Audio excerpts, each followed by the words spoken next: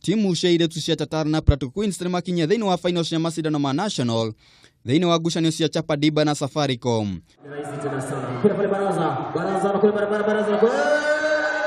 Nyarari cia timu ya Tartar arĩa nĩ kuuma gĩcigo kĩa West Pokot igatire tigiti wa fainos ũmũthĩ thutha wa kũhota timu ya Archbishop Jega ya Western na bao 2 kwa kĩwaru kiharo-ini kĩa Buhkungu kaunti-inĩ ya Kakamega. It feels so nice. It's something we have been preparing for all this time. It is becoming real. Timu ya Plateau Queens arĩa nĩ kuuma Mwena wa Nyanza mahotire timu ya kuuma Central Muru Starets na bao 3 kwa kinoti na kwigatira tigiti wa gũgathaka final.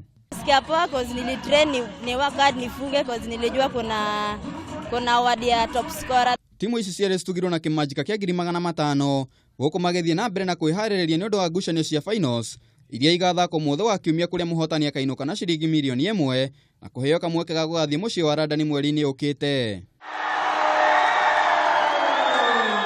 Mwena-inĩ wa imwana semi-finals igathakwo mũthĩ wa rucio kũrĩa timu ya Buhkungu boys ya kuuma Western ikahemba nyeki na imwana cia Gor Mahia youth ya kuuma Nairobi, gũkũ nayo timu ya Kabras Heroes ya kuuma West Pokot kĩhomithania na timu ya Red Devils ya kuuma Nyanza.